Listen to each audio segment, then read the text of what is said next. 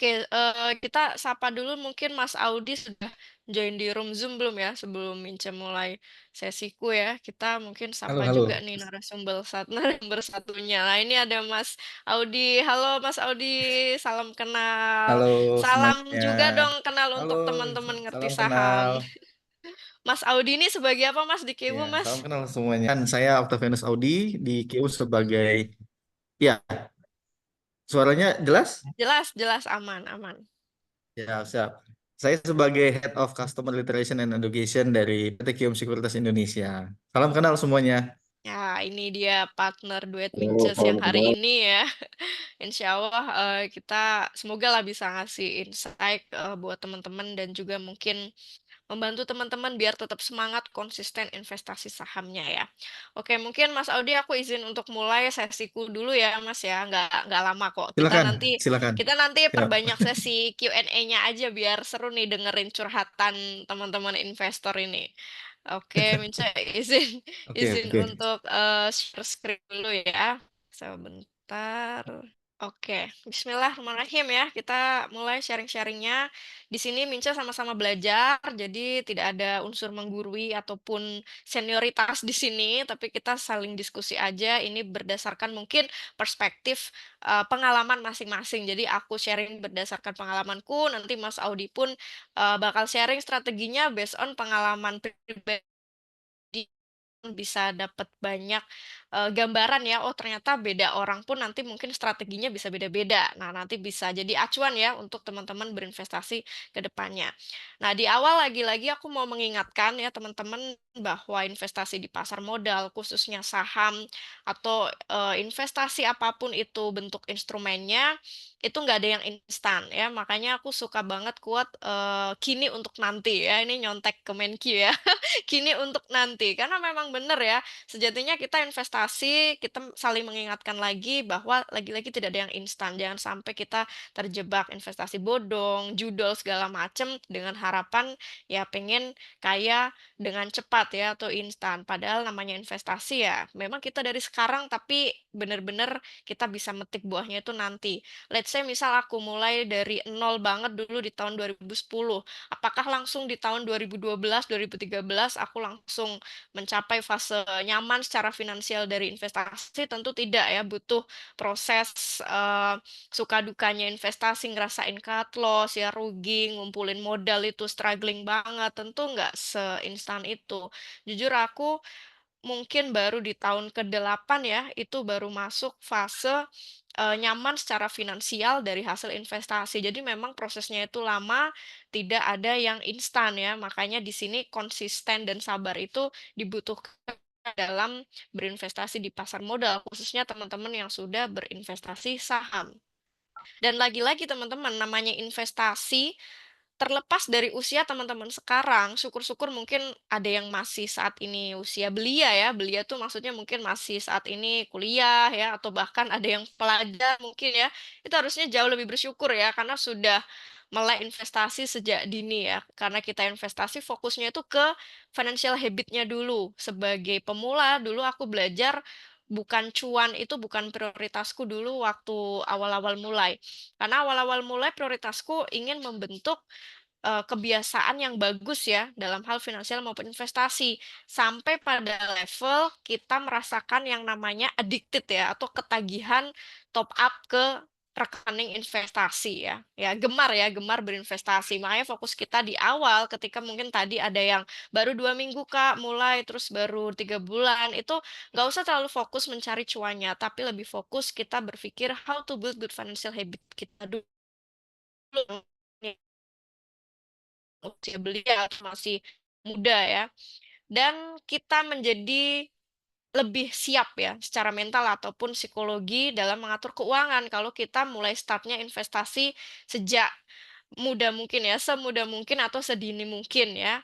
Secara mental atau psikologi kita nggak yang bakal panikan ya kalau kita udah membiasakan ya, kalau kita udah membiasakan diri dan ujung-ujungnya kita punya peluang teman-teman ya, dengan kita berinvestasi sejak dini ya, ataupun pokoknya mulai dari sekarang lah kita mulai start investasi, kita punya peluang untuk mencapai kesejahteraan finansial lebih dini dibandingkan teman-teman di luar sana yang mungkin, masih harus menunggu usia-usia pensiun untuk bisa mencapai level sejahtera secara finansial. Tapi dengan kita investasi, kita dapat return investasi, baik terus dapat active income dari kerjaan atau bisnis kita, plus dapat passive income dari hasil investasi, paling tidak diharapkan itu akan mempercepat kita mencapai peluang itu tadi ya, nyaman dan sejahtera secara finansial. Dan lagi-lagi itu nggak instan, jadi yang mungkin baru mau mulai, baru 1 tahun, baru 2 tahun, itu ujian di market itu ibaratnya masih banyak gitu ya. Jadi jangan langsung pengen cepet orkai ya, jadi orkai gitu. Ingat kalau kita bukan Rafathar ya, yang benar-benar merintis dari nol ya, kita harus sadar diri, betapa strugglingnya kita mengumpulkan modal, investasi yang tadinya mungkin dari 1 digit, 2 digit ya, sampai berikutnya itu butuh effort yang luar biasa ya. Jadi kayak harus investasinya harus manfaatin bener teman ya, berinvestasi rugi mau sedikit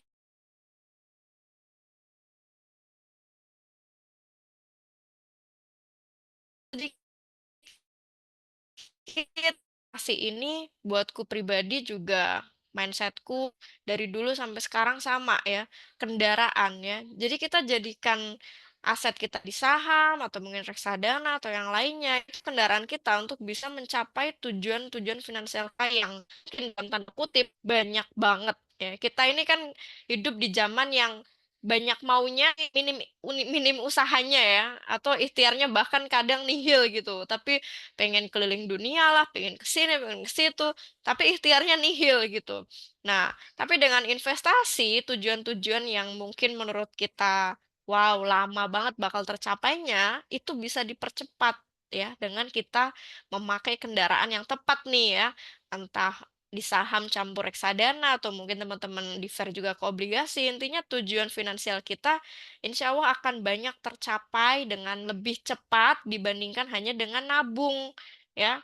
Tapi dengan investasi juga. Nabung boleh, tapi sekarang kalau bisa porsinya dibanyakan investasi ya, karena nabung ya mungkin cukup lah untuk dana darurat dan kebutuhan sehari-hari, tapi selebihnya kalau bisa di top up investasi atau top up investasi aja ya, biar uangnya bekerja ya, nilai uangnya bertumbuh terus. Ingat tujuan hasil kita banyak, jadi kita butuh yang namanya investasi. Investasi udah bukan lagi keinginan teman, tapi kita udah butuh ini. Kita pengen pergi berhaji yang antriannya lama, kalau bisa ada plus ya haji plus. Kalau bisa furoda ya furoda kalau memang ada duitnya. Itu tujuan finansial mungkin buat yang muslim. Atau mungkin teman-teman di usia sekian saya udah pengen punya rumah cash atau di usia sekian KPR saya udah harus lunas. Nah, itu tujuan-tujuan finansial kita tuh banyak ya, seabrek belum peritilan-peritilannya yang udah pada punya anak kayak aku misal ya. Dana pendidikan anak lah, dana pensiun karena bukan ASN. Jadi dengan kita investasi paling enggak itu ngebantu kita ya buat mencapai tadi ya wishlist atau tujuan-tujuan kita. Nah, tapi dalam perjalanannya teman-teman, tidak semua investor itu punya usia atau umur yang panjang ya, bisa survive konsisten. Ini sudah aku buktikan sendiri karena apa? Dulu 2010 tuh aku punya circle teman-teman satu geng lah ya, satu-satu geng. Dulu kan eranya apa? Eranya BBM ya. Zaman dulu belum booming WA, belum booming Instagram gitu. Mungkin Mas Audi ngerasain juga zaman-zaman BBM, Facebook ya, Mas Audi ya. Ya zaman itu Iya. kita ada grup gitu di BBM, terus kita ikut seminar bareng ya, seminar pasar modal yang diadakan Bursa Efek di zaman itu gratis ya, biar bisa dapat lunch gratis kan ya kalau seminar kuliah tuh. Rekening saham ya, nunggu sampai berbulan-bulan, setengah tahun akhirnya jadi, kita nabung buat top up waktu itu jujur modalku awal banget Rp500.000 inget banget ya, 500.000 teman-teman. Karena namanya mahasiswa sadar dirilah duitnya dari mana ya, cuma bisa dari nyisihin, uang bulanan doang. Jadi dengan uang itu terus nyobain bareng teman-teman, sama-sama nih kita semua jadi investor di zaman itu ya, ngerasain belajar trading, ngerasain belajar fundamental, teknikal, di sela-sela nunggu dosen ya, di kelas ya untuk belajar ini grafik segala macem. Tapi at the end of the day, katakanlah pas pandemi aja ya, sebelum pandemi, 10 tahun kemudian ya, 1 dekade kemudian, yang masih konsisten berinvestasi di pasar modal, khususnya mungkin di saham, itu tinggal bisa dihitung jari. Artinya nggak sampai 10. Dari satu angkatanku waktu itu satu kelas itu udah banyak banget ya, puluhan lah pokoknya. Ya artinya kan tidak semua orang itu mau konsisten, ada banyak faktor lah, entah mungkin dia tipe yang tidak sabaran ya, pengen cepet-cepet melipat gandakan modalnya, entah mungkin faktor dia rugi terus, cut loss, tapi nggak mau belajar ya, ada juga. Ya, jadi banyak faktor yang menyebabkan umur investasi tiap orang itu beda-beda. Ada yang bertahan setahun, 2 tahun, 3 tahun, ada yang masih sama sepertiku sampai detik ini masih masih konsisten berinvestasi di pasar modal. Itu dia, tantangannya terbesar di situ. Perkara belajar fundamental teknikal itu sekarang sumbernya banyak. Tapi untuk belajar bisa konsisten, sabar, itu jujur level atau kasta ya, kasta tertingginya ilmu belajar saham tuh di situ. Konsisten dan sabar udah. Technical fundamental itu gampang teman-teman. Kita bisa pelajarin dari mana aja. Tapi untuk bisa survive di market dengan modal konsisten sabar inilah yang jujur buatku pribadi itu tantangan. Nah, nanti kita bahas gimana biar kita bisa survive juga di market. Nah, mau mengingatkan juga teman-teman ya, jangan menyesal yang mungkin yang tadi baru join di pasar modal ya, wah baru bergabung tadi 2 minggu, sebulan, 3 bulan. Belum terlambat ya, karena ekonomi kita saat ini masih posisinya itu masih berkembang. Harapannya sih bisa jadi negara maju sesuai ekspektasi atau targetnya ya 2045. Indonesia emas ya. Jangan sampai Indonesia cemas ya. Semoga tetap jadi Indonesia Indonesia emas teman-teman. Ini peluang yang harusnya kita bisa tangkap dari sekarang. Kalau teman-teman mungkin saat ini baru masuk belajar investasi dan praktek pas IHSG ya masih 6.000 7.000 ya. Tidak ada yang tahu ya. Mungkin di 2045 IHSG kita udah seperti Dow Jones ya. Udah puluhan ribu, amin ya, harapannya seperti itu. Ya, harapannya kalau teman-teman konsisten, harusnya ya, di tahun emas itu 2045 kita semua udah financial freedom. Teman-teman di sini semua harusnya udah financial freedom. Aminkan bersama ya, di tahun target Indonesia maju. Karena apa?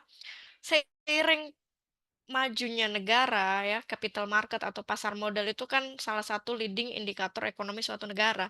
Jadi kalau negara kita masih berkembang, ya otomatis pasar modal kita juga masih potensi berkembangnya juga pesat menuju ke Indonesia maju tadi. Jadi potensinya masih gede ya. Jangan bilang, ah ya IHSG udah kemahalan, sekarang udah 7.000 misal kayak gitu. Jangan salah. Dulu waktu awal masuk pun menganggap, ya IHSG udah 3.000 nih, udah mahal. Andai dulu join waktu kata mahal untuk saat ini ya, ISG kita masih sangat berpotensi, pasar modal kita ingat masih seuprit ya dibandingkan pasar modal negara-negara maju ya. Bahkan kemarin habis dari Korsel tuh di sana sangat-sangat maju ya jumlah investornya itu seperti Kiwum Sekuritas yang di Seoul itu ternyata jumlah investornya aja 18 juta. Itu satu Indonesia aja masih kalah jumlah investornya teman-teman, bayangkan ya. Jadi itulah gambaran betapa masih besarnya potensi pasar modal kita ya. Makanya ya semoga bisa konsisten nih ditambah Kiwum lagi bagi-bagi saham blue chip ya. Lumayan banget ya, cuma-cuma lagi ya bagi-baginya. Nah, buat teman-teman yang tadi mungkin baru mulai ya, aku sarankan pakai modal seminim mungkin dulu ya. Tidak usah terburu-buru harus all in, jual semua emasnya, ambil semua depositonya ya, terus langsung dimasukin di saham. Jangan. Karena mungkin teman-teman yang usia investasinya masih di bawah 1 tahun, itu secara mental psikologi kan masih penyesuaian, masih banyak belajar ya. Jadi pakai modal yang sekiranya kalau modal itu pun hilang karena rugi, itu teman-teman nggak apa-apa ya. Ya alias pakai uang dingin ya, itu wajib. Nah, fokus juga ke tujuan investasi teman-teman. Kalau pengen teman-teman belajar, saya pengen belajar trading, Mbak. Ya udah pelajari teknikal. Terus ketujuannya saya belajar teknikal untuk belajar trading. Jadi ketika memang harus belajar cut loss ya cut loss ya. Kalau target returnnya tercapai ya udah taking profit ya, harus belajar fokus ke sesuai tujuan investasinya. Oh, saya pengen jangka panjang karena mengharapkan dividen. Ya udah, berarti kalau sahamnya lagi naik turun nggak usah panik ya, nggak usah kayak kebakaran jenggot ya. Karena fokusnya tadi, jangka panjang dapat dividen. Jadi mau jangka pendek dia mau naik turun kayak jungkir balik segala macam, stay calm aja teman-teman. Karena itulah investasi saham. Dana pun juga mungkin sama ya, karena naik turun naik turun. Jangka pendek mungkin nggak usah terlalu kita perhatikan ya, tapi kita fokus ke tujuan panjang plus dapat dividennya. Mindsetnya dibenerin ya, saham ini bukan seperti judi, jadi jangan berharap em, gambling di sini dengan harapan, hanya dengan modal berharap gitu ya harga sahamnya akan naik ya, nggak bisa ya teman-teman. Sebisa mungkin kalau bisa belajar fundamental-fundamental dan teknikal-teknikal gitu ya, jangan sampai gambling ya, harus punya mindset yang benar ya, bekali ilmu ya yang barusan aku singgung. Dan poin penting yang aku bold ya, jadilah investor yang realistis teman-teman.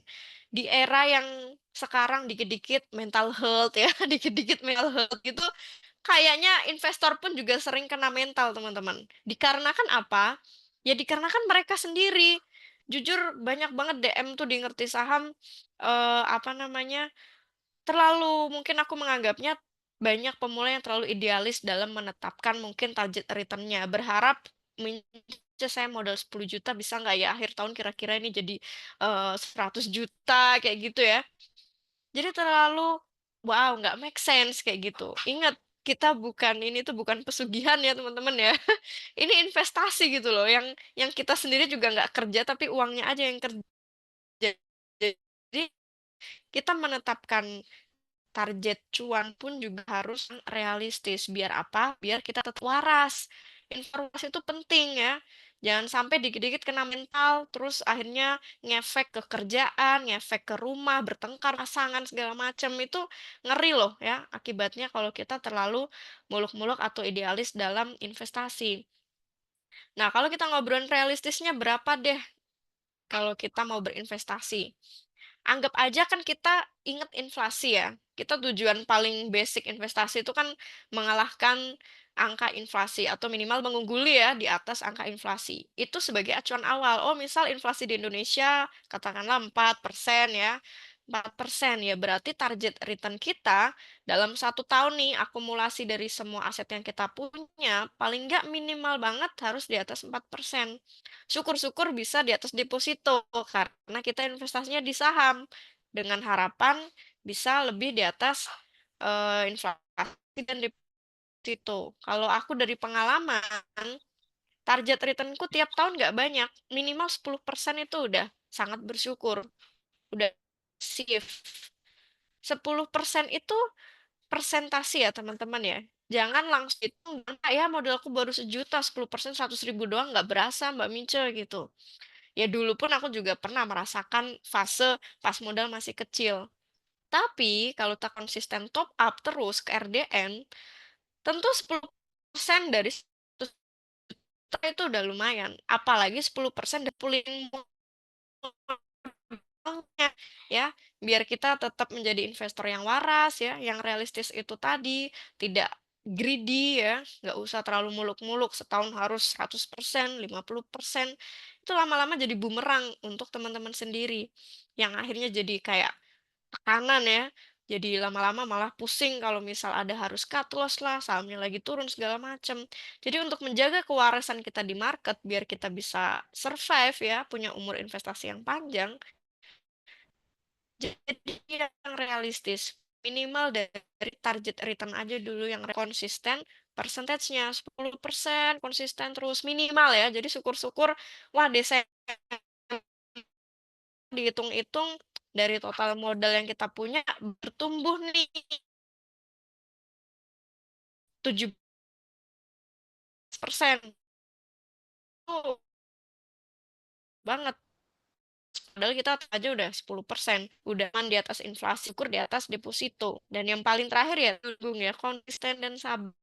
Lebih susah dari technical fundamental, teman-teman. Tapi untuk konsisten, sabar, dan menjadi investor yang realistis, kalau dari pengalamanku pribadi itu yang paling susahnya di situ. Nggak semua orang mampu melewati fase-fase atau ujian ya, di saat kita diuji sahamnya turun drastis, harus close karena memang close, itu semua dan investor.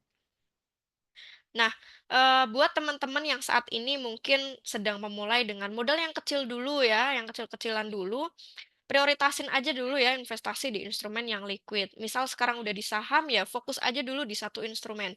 Tidak perlu menurutku ya, belum perlulah untuk diversifikasi produk investasi kalau memang kita masih tahapnya itu masih pemula atau newbie ya. Kalaupun di saham teman-teman fokus aja beli misal di satu atau dua emiten juga cukup yang dia rutin bagi dividen ya. Jadi biar waktu hold-nya itu tidak terbuang sia-sia, tapi pas kita hold saham, dia juga bagi-bagi dividen. Kalau prinsipku sih kalau bisa beli saham yang bagi-bagi dividen ya kenapa harus milih yang saham dia tidak bagi-bagi dividen ya. Jadi sebisa mungkin fokus kumpulin atau nabung saham di satu atau dua emiten yang dia punya fundamental bagus, rajin bagi dividen ya. Kalaupun teman-teman defer ke reksadana, ya satu atau 2 jenis aja ya, jangan kebanyakan diversifikasi, karena itu jujur malah bikin teman-teman fokus ya, mending dananya kita fokusin ke misal ya 2 emiten cukup ya, dengan sektor yang berbeda, tapi sama-sama bagi dividen rutin. Nah, ada beberapa checklist nih yang aku pribadi ya praktekin ya. Lakukan ini biar teman-teman makin semangat investasi ya. Aku sendiri tuh sama suami misal ya, kalau lagi pillow talk itu kadang kita iseng gitu definisi kaya atau wealth ya, secara wealth versi kita tuh sampai di tahap apa sih gitu. Jadi muncul motivasi dan semangat gitu untuk bisa mencapai level itu. Terus tulis banyak wishlist ya, tujuan keuangan kita sebanyak mungkin nggak apa-apa minimal ya 5 tahun ke depan lah. Tujuan keuangan kita itu apa aja. Jadi di situ kita akan muncul motivasi dan semangat untuk terus menyisihkan income yang kita punya, top up, dikit-dikit top up ke rekening investasi ya, daripada dikit-dikit beli kopi, dikit-dikit beli kopi ya, tiap hari ngopi mungkin bisa dikurangi dikit, alokasiin sebagian ke RDN ya atau rekening. Poin ketiga yang paling penting teman-teman, cari circle atau sih ya, artinya maksudnya circle investor. Karena ingat, semakin jauh menjauh dari circle dunia investor ini, biasanya motivasi kita juga ikut menurun. Ada, misal tetanggaku sendiri ya, sesama wali murid ya, anakku masih TK, wali murid. Dulunya semangat belajar investasi sahamnya, tapi berhubung dia tidak berada di circle atau mungkin gabung komunitas, forum ya, bahkan suaminya sendiri kurang support ya, jadinya dia lesu, males, udah nggak ada lagi motivasi buat belajar investasi saham. Jadi yang namanya circle ini ternyata dari pengalamanku pribadi sangat berpengaruh loh ke usia investasi kita ke depannya. Semakin kita menjauh dari circle pertemanan sesama investor, itu akan semakin menurun motivasi. Tapi semakin kita sering di grup ya, kan sekarang teman-teman udah gabung di grup Kiwum. Di situ saling diskusi ataupun saling mau ngadain kopdar di kotanya misal, itu akan membawa keuntungan hidup ya, kelangsungan hidup kita sebagai investor. Ya, ya jujur circle ini yang membantuku sampai detik ini juga bertahan. Walaupun temanku udah banyak yang berguguran, tapi aku nggak lupa gitu buat misal kontak senior yang mereka masih investasi ya, ataupun dulu ke dosen-dosen yang memang ada investasi juga di saham. Jadi pokoknya aku nggak mau menjauh dari circle ini gitu. Kita biasanya akan semakin loyo atau hilang hilang semangat lah ya untuk investasinya. Dan yang nggak kalah penting ya, cari pasangan sesama investor, teman-teman. Siapa tahu ya, teman-teman di sini masih ada yang single, itu kesempatan ya, cari pasangan yang sesama investor biar apa? Biar sevisi misi keuangan dalam rumah tangganya ya. Wah, sesama investor dia udah tahu saham, udah reksadana, obligasi gitu misal ya. Nyarinya gimana dong Mbak Mince? Cari aja di RUPS. Karena yang datang ke RUPS tuh udah otomatis kan investor semua tuh ya. Jadi siapa tahu nambah jejaring networking, siapa tahu ada yang dapat jodoh. Karena ini beneran kejadian ya kan, banyak komunitas saham. Di tahun ini tuh ada beberapa kenalanku yang akhirnya menikah karena mereka kenal di forum itu gitu, di WA group atau di komunitas saham. Jadi, ya siapa tahu ini bisa menambah motivasi dan semangat kita ya teman-teman, khususnya yang para sekarang ya, para jomblo. Serius, ini bukan hanya lelucon, tapi ini aku pribadi udah mempraktikkan ya, karena suamiku juga sangat ya, visi misi keuangannya kita sama gitu, tidak ada walaupun ada perbedaan pendapat ya dikit lah, nggak sering-sering gitu. Dan juga cari tambahan pemasukan. Kalau dirasa hasil income kita yang sekarang masih kurang banyak nih buat kita top up ke RDN ataupun rekening investasi teman-teman. Jangan nyerah ya di zaman sekarang kan potensi ya, potensi income itu bisa dari mana aja ya. Kalau yang kita mungkin teman-teman kantoran masih bisa mungkin freelance atau jualan segala macam. Karena aku ingat banget dulu era zaman masih kuliah, karena masih kuliah dulu kan 2010 ya, modal itu memang mentok dari, uang saku aja. Tapi di situ gregetan gitu, "Wah kapan nih modalku bisa bertambah banyak?" Akhirnya lah waktu itu jualan piscok ya, tawarin ke temen-temen, jualan batik juga waktu itu karena aku dari Pekalongan ya, ambil batik jual-jualin ke dosen, ke staf-staf kampus. Gimana caranya pokoknya waktu itu buat nambah pemasukan. Apalagi di era sekarang yang semua bisa serba online.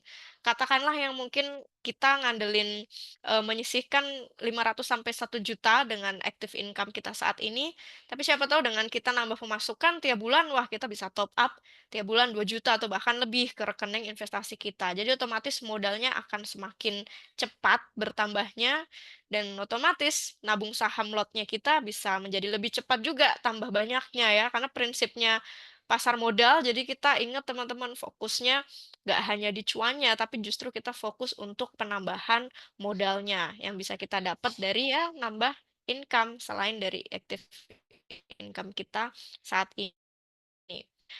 Nah, agar modal terus bertumbuh sampai seperti ini, ya. Ini bukan portoku, ini porto, netizen juga ngerti saham ya. Dia dulu corona terus curhat ya, itu walaupun dia pemula, tapi dia mau belajar konsisten dan sabar. Terlihat dari mana? Terlihat dari return yang dia dapat.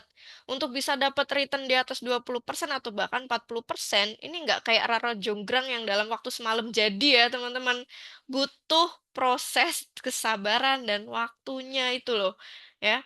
Dan si netizen ini dia berhasil menerapkan itu. Dia konsisten top up ke rekan investasinya, nabung saham, ya satu lot lama-lama juga banyak ya. Sampai akhirnya dia sabar aja tungguin sampai harga sahamnya naik baru dia jual. Kalaupun dia jual merealisasikan keuntungan, ya satu iPhone terbaru udah dapet ya 22 juta lumayan tuh. Cuma-cuma lagi dari cuan saham. Bayangkan ya, kalau dari cuan saham nggak cuma sekedar untuk beli iPhone ya. Bisa mungkin berangkatin umroh orang tua, daftar haji mungkin bagi teman-teman yang muslim, atau bisa buat beli kendaraan.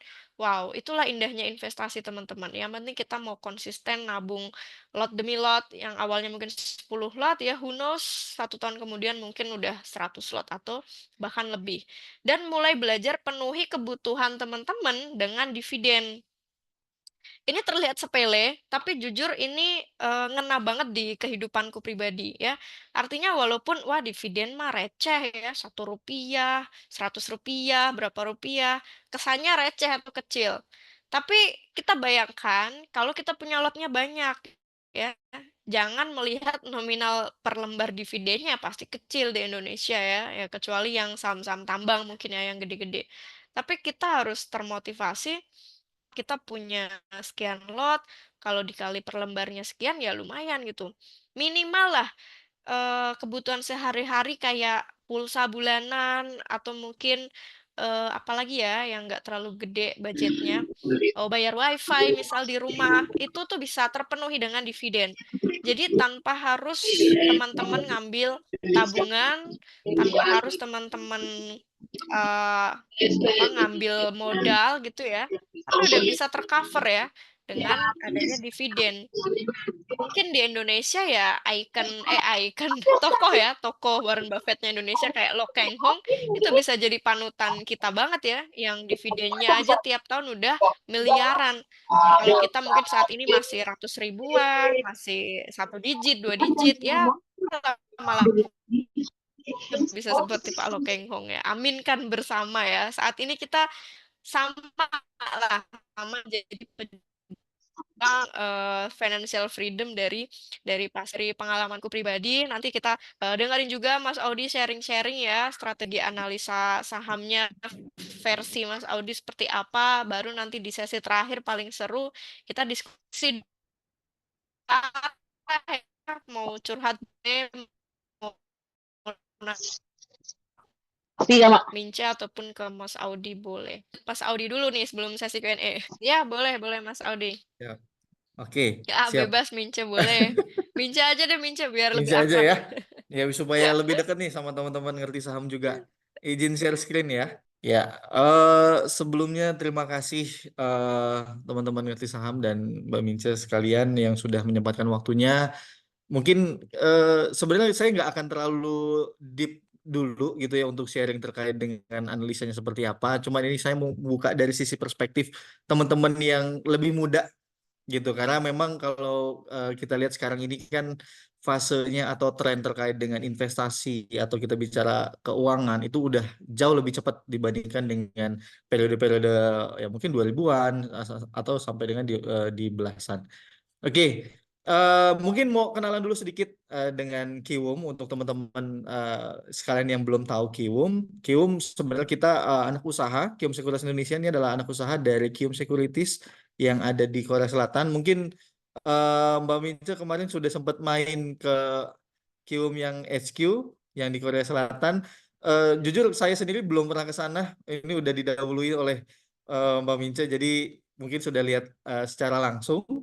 Dan berlanjut lagi, kalau di Korea Selatan sebenarnya untuk Kiwum ini kita posisinya secara market share itu nomor satu di Korea Selatan. Jadi masih dalam 19 tahun terakhir posisi Kiwum selalu nomor satu. Dan untuk saat ini kita punya anak usaha juga yaitu adalah Kiwum Investment Management. Jadi seperti aset manajemen. Jadi kalau teman-teman tahu terkait dengan reksadana atau produk-produknya dari reksadana itu bentuk dari anak usaha Kium Sekuritas. Itu. Nah, untuk saat ini kita ada dua kantor cabang dan ada 4 kantor perwakilan, yaitu ada di Jakarta dan juga ada di Surabaya. Untuk kantor perwakilan kita ada di Bali, lalu ada di Semarang. Nanti mungkin kalau teman-teman atau Mbak Minca ada kegiatan di Semarang, boleh nanti kita bantu juga, kita support juga untuk kegiatannya.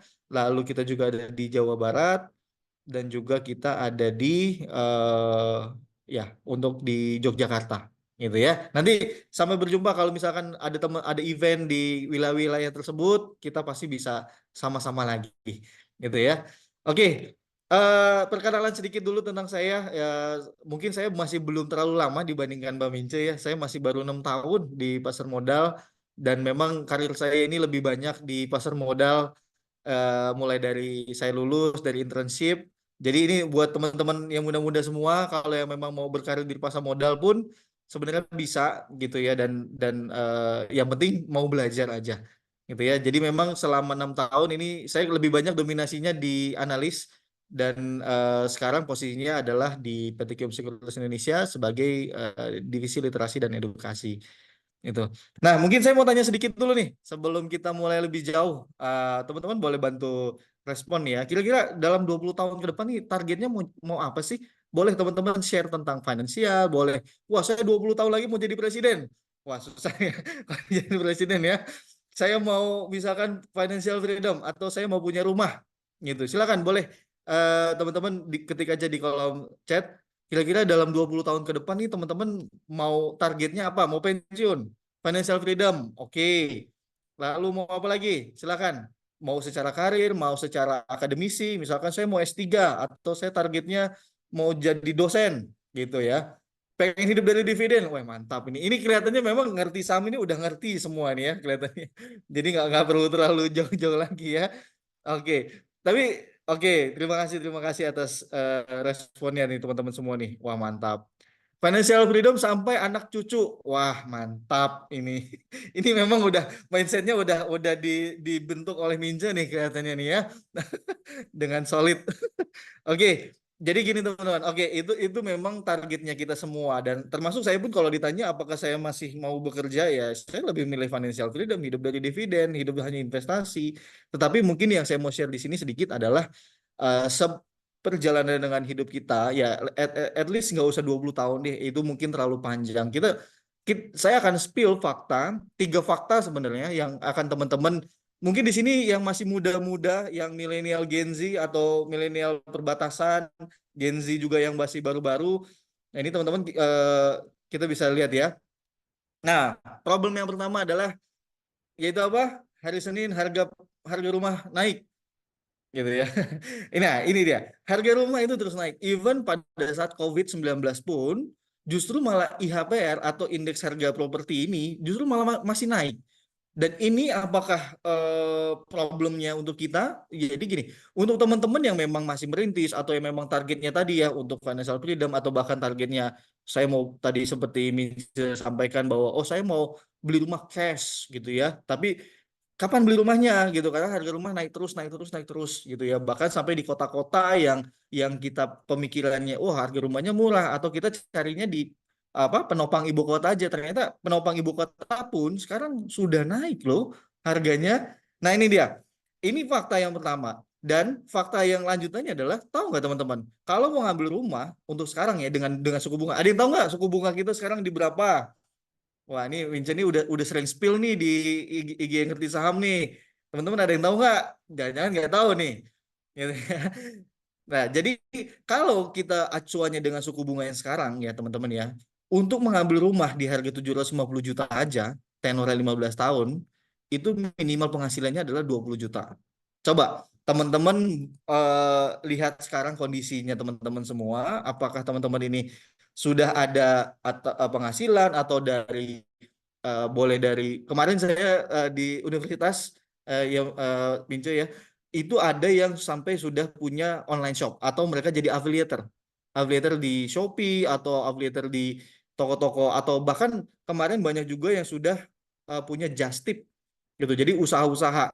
Nah, anak-anak muda zaman sekarang saya yakin teman-teman yang di sini pun sudah ada sampingan-sampingannya gitu ya selain dari yang di saham gitu. Cuma teman-teman yang mesti teman-teman perhatikan adalah kalau misalkan ya kita misalkan apa ambil rumah yang memang targetnya 750 juta. Nah, ini kalau kita lihat di daerah-daerah penopang itu harganya yang di bawah 750 juta hanya yang di bawah 6 per meter persegi ya. Jadi untuk sekarang ini cukup berat karena suku bunga kita sekarang lagi dalam fase yang tinggi-tingginya. Ya itulah yang menyebabkan kenapa IHSG kok loyo gitu ya. Kenapa IHSG kok sekarang naiknya agak berat.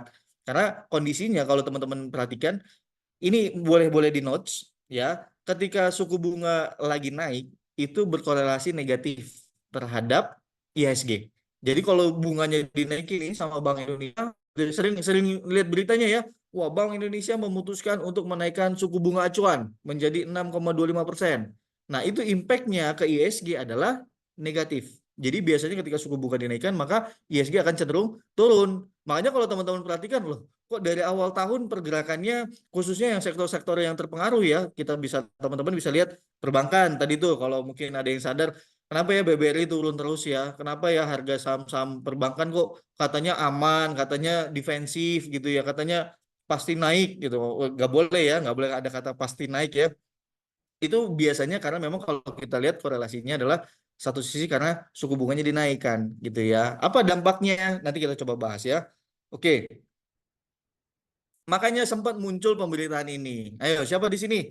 Yang teman-teman yang masih merintis atau yang teman-teman masih masih baru mau mulai bekerja atau baru mau mulai ya mungkin baru 2 tahun 3 tahun kerja yang masih artinya generasi-generasi Z, generasi milenial gitu ya. Dan ini fakta yang tidak bisa kita bantah gitu ya. Generasi muda sulit memberi, bahkan kata Bu Sri Mulyani ini bilang menabung DP-nya berapa lama? Buat DP aja berapa lama? Jadi kalau teman-teman perhatikan nih ya, tadi untuk membeli rumah itu, DP itu biasanya adalah 20% teman-teman. Maka artinya 150 juta minimal untuk harga rumah yang 750 juta. Nah, nih sudah mulai berat kan? Jadi biasanya saya akan kasih dulu teman-teman fakta yang memang harus teman-teman hadapi entah dalam 10 tahun, entah dalam 20 tahun untuk seiringan dengan teman-teman mencapai targetnya tadi teman masing-masing gitu ya. Jadi itu yang pertama. Lalu yang kedua adalah ini. Nah, siapa yang ngerasain nih? Harga BBM waktu itu masih 4.500. Kalau saya masih ngerasain.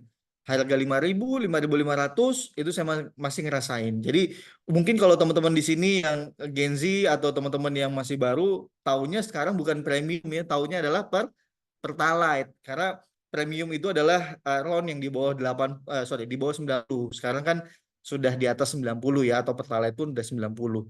Nah, bahkan kalau teman-teman sadari ya, harga BBM itu dalam 20 tahun terakhir sudah naiknya 4,52 kali lipat dibandingkan dengan tahun sebelumnya. Gitu ya. Lalu yang berikutnya, nah gini, ini teman-teman boleh highlight lagi ya. Harga BBM atau harga bahan bakar minyak itu adalah menjadi akar permasalahan untuk secara keseluruhan. Jadi dampaknya itu akan kompleks, dampaknya itu akan menyebar jauh gitu ya, menyebar luas. Ujung-ujungnya kemana? Harga sayur bisa naik, lalu juga harga daging bisa naik, ya harga-harga bahan pangan bisa naik semua. Kenapa bisa seperti itu? Karena semua akses, semua perpindahan barang dari satu tempat ke tempat lain diperlukan BBM. Ketika cost dari BBM-nya naik, maka yang harus menanggung adalah customer. Dengan cara apa? Ya mereka menaikkan harga gitu ya. Jadi kalau dalam 2 dekade terakhir harga BBM sudah naik 4,52 kali lipat, artinya apa?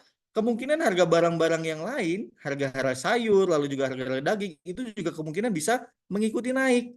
Gitu ya. Jadi kalau teman-teman ngerasa, wah ini harga sekarang udah naik. Dan bahkan kalau teman-teman sadari, pernah ada isu bahwa Pertalite akan dihapus. Coba bisa bayangkan, berarti paling rendah itu harganya adalah Pertamax loh, di 12.950. Apa yang terjadi? Ya, apa yang terjadi kalau misalkan Pertalite dihapus? Yang jelas nomor satu pasti adalah demo. Demo itu udah pasti, gitu ya. Makanya kalau teman-teman lihat pemilu, selalu yang dijual adalah apa? BBM akan diturunkan, gitu ya. Harga akan disubsidi lagi, gitu. Jadi ini adalah memang menjadi akar dan efek dominonya terlalu luas, gitu ya, terhadap semua sektor. Oke. Lalu berikutnya, yang ketiga adalah ini harga pangan. Siapa di sini yang sering belanja? Tahu nggak harga pangan yang lagi naik ini apa aja? Selain beras. Yuk, teman-teman. Apa aja nih? Ini ketahuan nih yang sering belanja di pasar nih ngerasain nih. Kira-kira apa nih harga pangan yang lagi naik? Harga minyak. Betul, minyak minyak goreng ya. Nih, kelihatan ya. Jadi minyak curah ini memang lagi posisi tinggi-tingginya. Terakhir itu di 15.870. Ya, apalagi yang naik selain harga minyak? Harga gula. Tahu harga gula, harga bawang, yes betul. Harga beras lagi naik, makanya teman-teman kalau baca berita pemerintah lakukan impor gula, pemerintah lakukan impor beras, pemerintah lakukan impor minyak goreng. Iya karena balik lagi hukum supply dengan demand yang simple. Ketika demand itu naik, harga maka akan mengikuti naik. Jadi artinya kalau misalkan produksi kita lebih rendah dibandingkan dengan kebutuhan, apa yang terjadi?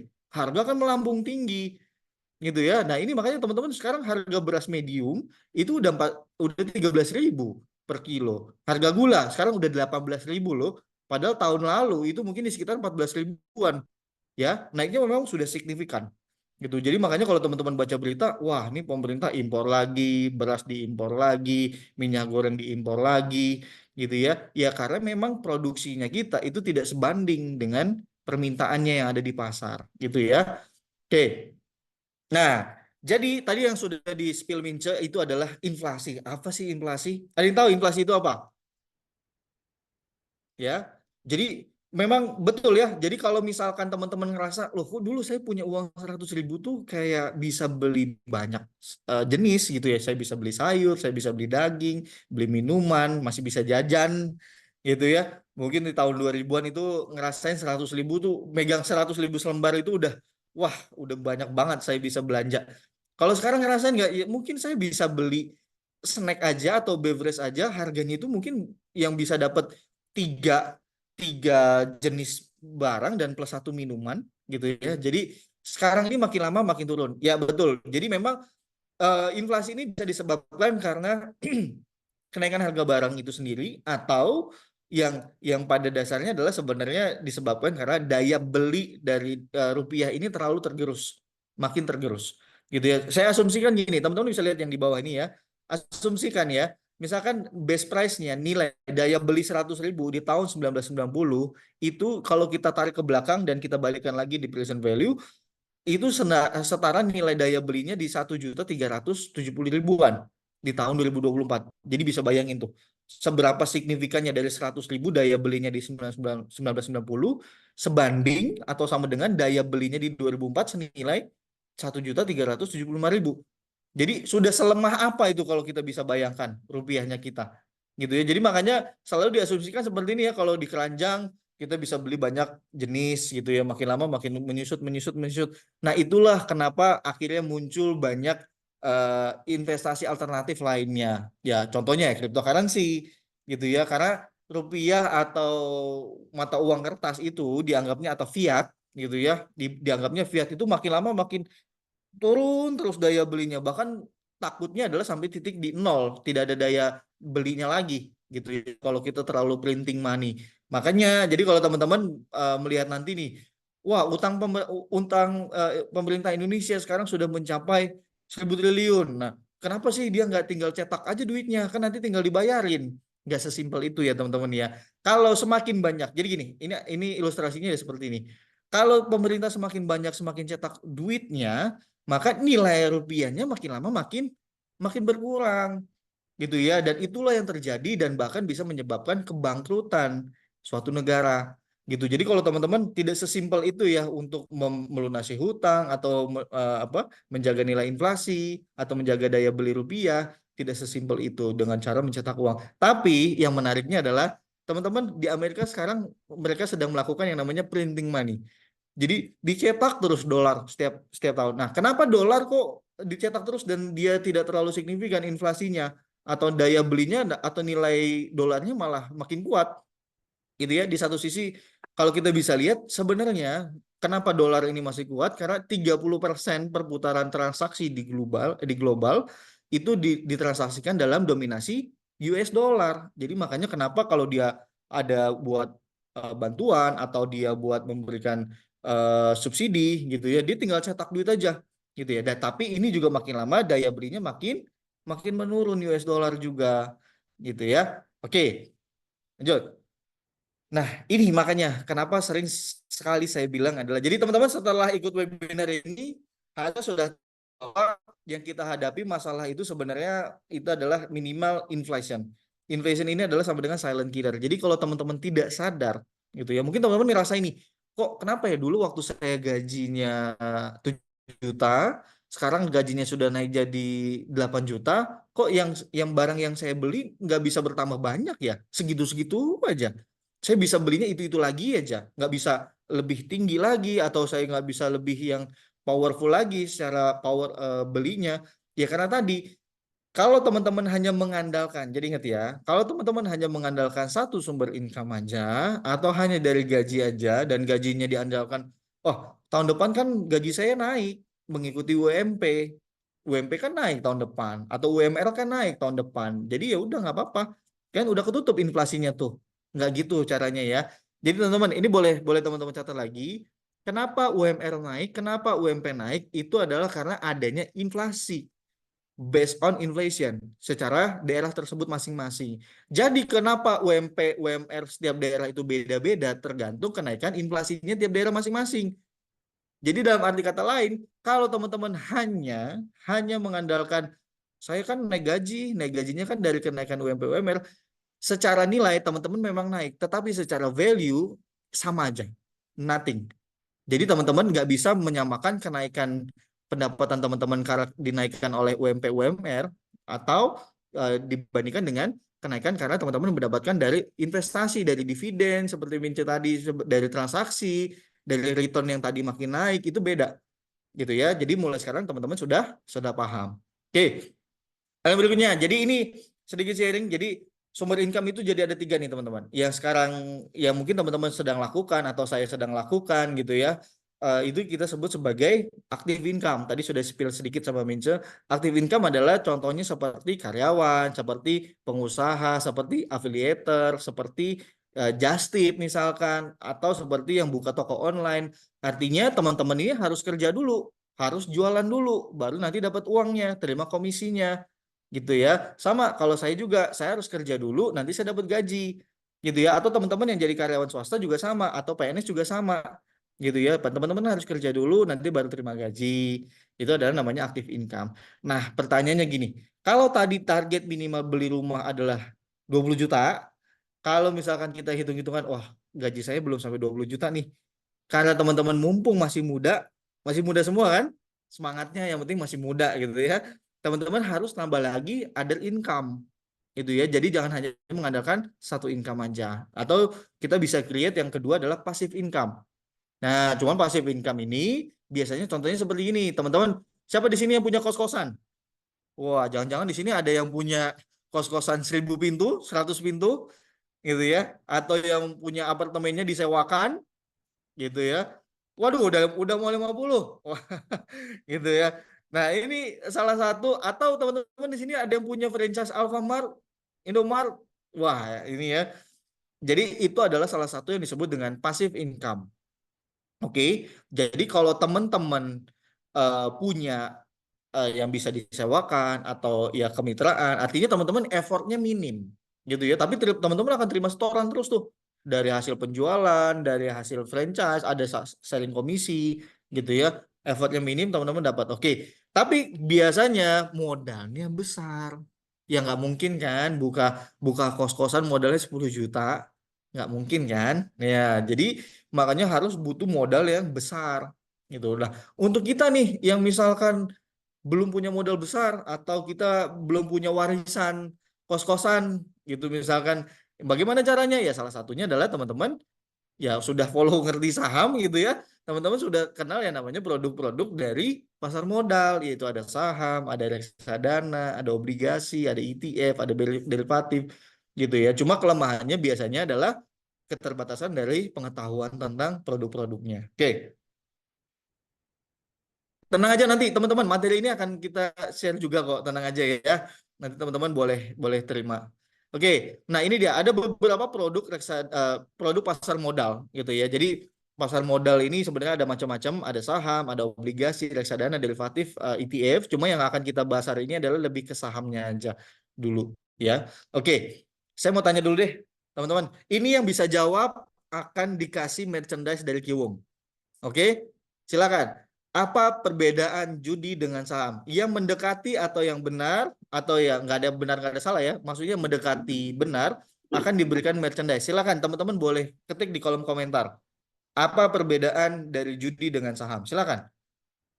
Ini biar biar eh, memberikan semangat. Wah, judi nebak angka, saham ada ilmunya. Oke, kita tampung dulu dari Mas Ramadan. Lalu Mas Afif, saham ada bentuknya. Oke. Mas Yoga, judi adalah gambling, tebak menebak. Oke, saham kita punya barangnya. Oke, lagi yang lain? Silakan teman-teman. Bedanya apa? Ada lain judinya. Oke. Oke. Oke, harus menganalisa beda cara pengambilan keputusannya. Oke. Ya, ini masih oke. Coba lagi, kita kasih coba kesempatan lagi yang agak mepet-mepet karena banyak yang ini nih sudah oke tapi merempetnya masih masih belum. Judi spekulasi, oke. Saham ada perhitungannya, boleh. Oh, judi ada satu, oke. Wah, ini kelihatannya masih ini ya. judi haram, saham bisa jadi jadi saham. Oke, boleh. Ya, beda kehalalannya ya. Oke ya. Oke, salah satunya benar. Ya, ini mungkin yang agak menyerempet sedikit itu adalah dari ibu atau bapak Alia. Nah, ini dia ya. Saya akan bacakan ya. Saham berarti kita membeli kepemilikan suatu perusahaan. Kalau judi membeli peruntungan. Ya. Jadi sebenarnya kata dasarnya atau yang teman-teman harus garis bawahi adalah apa sih yang perbedaannya?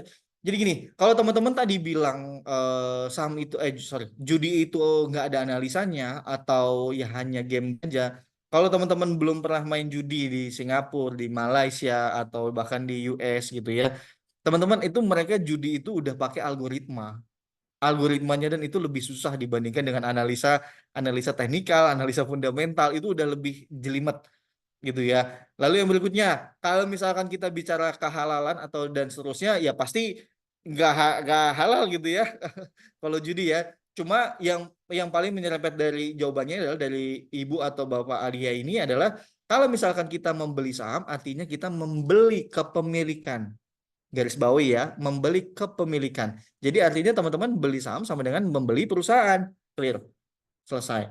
Teman-teman namanya akan tercatat sebagai pemilik. Oke, itu yang harus teman-teman garis bawahi. Nah, kurang lebih seperti ini. Nanti akan di chat ya, Bapak atau Ibu Alia dari tim Kiwum untuk mendapatkan merchandise-nya. Jadi teman-teman, sebenarnya saya mau jelasin gini. Menurut teman-teman, apa sih bedanya pasar modal sama pasar tradisional? Yang jualan sayur, yang jualan buah, yang jualan barang-barang. Apa bedanya? Nggak ada bedanya. Jadi kalau teman-teman lihat konsep pasar, konsep secara garis besar pasar, pasar itu kan pasti ada pembeli, ada penjual, betul ya? Ada tempatnya, betul ya? Ada yang mengatur dan yang ketiga adalah ada yang jual. Nah, gitu ya. Jadi karena saham ini merupakan bentuk kepemilikan, artinya sama dengan teman-teman membeli perusahaan, membeli saham sama dengan menjadi pemiliknya perusahaan, maka saham ini tergolong dalam aset berharga dan dapat diwariskan. Nah, teman-teman kalau lihat mungkin ada pernah lihat berita gitu ya, mas kawinnya itu sekarang berubah saham.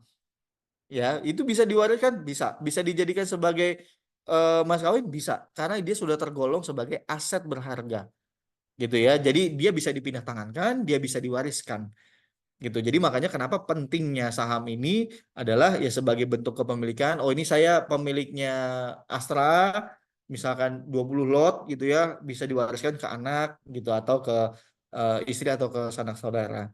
Gitu ya. Jadi yang membedakan antara pasar tradisional dengan pasar modal hanya yang diperjualbelikan aja. Oke, sisanya sama ya, ada tempat, ada yang jual, ada yang beli, ada yang diperjualbelikan, ada jam waktu transaksinya juga ada. Kalau pasar malam pasti dia transaksinya malam, kan gitu ya. Oke, next. Nah, ini dia pertanyaan lagi. Nah, ini lagi yang bisa jawab kita kasih merchandise lagi. Oke. Ya, pertanyaannya adalah apa yang membuat harga saham bisa naik atau bisa turun? Silakan ketik di kolom komentar. Kalau satu lot apa bisa diwariskan? Bisa, Pak. Bisa. Asal seminimal 100 lembar atau sama dengan satu lot. Randy, transaksi jual beli. Oke. Nah, ini ya sudah dijawab oleh Mas Yoga ya, Mas Yoga duluan ya. Mas Yoga Perdana nih. Jawabannya adalah ya supply dengan demand. Yes. Selesai.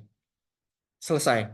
Gitu ya. Waktu itu biasanya ada yang jawab, "Wah, karena ada bandar. Wah, karena fundamental, karena teknikal." Gini teman-teman. Itu benar. Jadi fundamental, teknikal atau analisa apapun itu adalah perspektif kita untuk melihat satu emiten.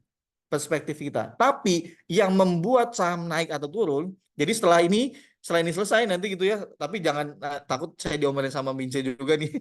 Jadi kalau misalkan bisa naik, nanti teman-teman jawab aja, ya karena banyak yang beli, selesai. Entah dia belinya karena analisa fundamental, entah dia belinya karena dia kan bagi-bagi dividen. Saya beli tiap tiap bulan, saya cicil terus, ya. Yang satu cicil karena dividen, yang satu ngelihat, wah ini laporan keuangannya bagus, rasio profitabilitasnya oke, gitu ya, labanya meningkat, hutangnya kecil, gitu ya, prospeknya masih masih tinggi, barangnya sering saya pakai, saya beli. Ada yang dari sisi teknikal, wah saya habis gambar ada pola double bottom, lalu MACD-nya golden cross, lalu volumenya spike. Saya beli, tiga-tiganya beli. Apa yang terjadi di sahamnya? Maka harganya akan naik, selesai. Oke, jadi kalau harga saham naik naik naik terus, itu artinya perusahaannya banyak yang beli. Oke, nah kebalikannya juga sama. Kenapa harga saham bisa turun? Karena jawabannya adalah karena banyak yang jual. Sisi supply-nya lebih besar dibandingkan sisi di demand, selesai. Oke, itu aja jawabannya, benar. Gitu ya. Cuman analisanya beda-beda.